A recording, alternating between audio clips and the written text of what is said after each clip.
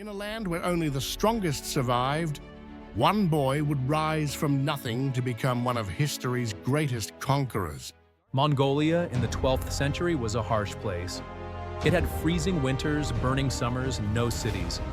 Just open land where only the toughest survived. Life was all about war. Tribes fought for food, horses, and power. There were no rules, only strength. If you were weak, you lost everything. In 1162, a boy named Temujin was born near the Onan River. He had nothing but his family. His father was a tribal leader, but enemies poisoned him. At just 9 years old, Temujin became an orphan. His own tribe abandoned him. No food, no protection. Just a boy left to die. But he didn't die. The moment Temujin was born, people believed he was different. He came into the world gripping a blood clot in his tiny fist. Something Mongols saw as a sign of a future warrior, a man destined to rule. But fate wouldn't make it easy. His father, Yesugei, was a strong chieftain, feared and respected. His mother, Hoelun, was even stronger. Not because of weapons, but because she never broke, no matter what life threw at her. From the time he could walk, Temujin was learning to ride horses, hunt animals, and fight to survive. The Mongolian wilderness was his home and his training ground. There were no soft beds, no safe places. Only the wild, the wind, and the lesson every Mongol child had to learn: survive or die. Temujin was only 9 when his world fell apart. His father, Yesugei, was poisoned by enemies. One day he was a strong leader, the next he was dead. And with him, his family lost everything. But the worst part? Their own people turned against them. The tribe that once followed Yesugei now saw his family as weak. They abandoned Temujin, his mother and his siblings, leaving them to starve. So 7 people were there who were dependent on one man, the chief, but he dies. Now who will support the 7 people in this harsh climate, in this very harsh environment? So this family was thrown out of the tribe and they were left for dead. Hunger became their biggest enemy. They ate roots, caught fish with their hands, and hunted small animals just to survive. There was no food, no shelter, no help. But Temujin's mother, Hoelun, refused to give up. She taught her children to stay strong, never beg, and never forget those who had left them to die. In the Mongolian steppe, there were no rules, only survival. Temujin wasn't just fighting the cold, hunger, or enemies outside. He had to fight within his own family. His half-brother Bader wanted to take control, deciding who ate and who starved.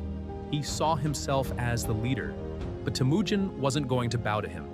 Tension turned into hatred.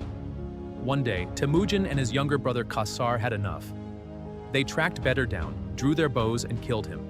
It wasn't just revenge, it was a message. Temujin would not follow, he would lead. But survival wasn't just about strength, it was about trust. Around this time, he met Jamuka, a boy as ambitious as he was. They made a blood oath, becoming Anda, sworn brothers. They promised to stand together no matter what. It was the deepest bond a Mongol could make. But bonds could break. Temujin was learning that loyalty built power, but betrayal destroyed it. One day, Jamuka would turn on him. One day, they would go to war. Temujin would never forget that. In this world, friends could become enemies in an instant, and he would be ready. At 16, Temujin got married to Borte. She wasn't just his wife, she was his greatest supporter. Their marriage also gave him an important alliance with her tribe, the Ongyirat. But happiness didn't last long. A group of raiders from the Merkit tribe attacked and kidnapped Borte. So his wife is kidnapped for a period of like a few months. He takes the help of his overlord, Ong Khan, to get his wife back. But the time his wife comes back, she's pregnant and he doesn't know who's the father. To Temujin, this wasn't just about love. It was a challenge. They had taken his wife, and he was going to get her back. Before he could do anything, another danger came. The Taichiu tribe, enemies of his father, captured him. They locked him in a heavy wooden collar and treated him like a slave. They thought they had broken him. But Temujin was not easy to break. One night, a kind guard helped him escape. He ran under the cover of darkness and disappeared into the wild. It was his first real victory, and it was only the start. Temujin had no kingdom, no wealth, and no great army. But he had something more important: loyalty. He didn't choose his men based on family or noble birth. He chose them based on skill and trust. Warriors followed him because he was fair, because he rewarded loyalty, and because he never abandoned his people. Battle after battle, he grew stronger. Tribe after tribe, he won more warriors. Some joined him willingly, others resisted and were crushed. The Mongols were no longer scattered groups fighting each other. Under Temujin, they were becoming one unstoppable force. But not everyone accepted his rise. His old blood brother, Jamuka, turned against him. Their friendship ended in a brutal civil war. At first, Jamuka won, but he made a mistake. He tortured Temujin's captured men instead of winning their loyalty. In the end, Temujin defeated him. Trust had built his army. Cruelty had destroyed Jamuka's. After many years of fighting, Temujin had won. He brought all the Mongol tribes together.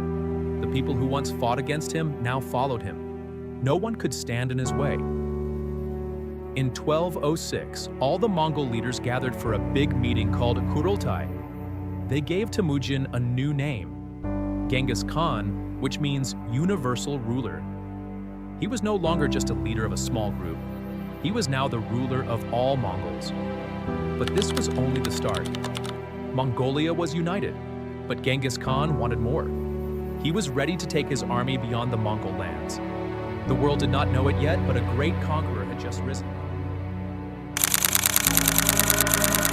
The boy who had once been left with nothing was now the most powerful man in Mongolia. And he was not done yet. Genghis Khan was not born into greatness. He was shaped by struggle. He lost his father, was abandoned by his tribe, and grew up fighting against hunger, enemies, and betrayal. Every hardship made him stronger. Every loss taught him a lesson.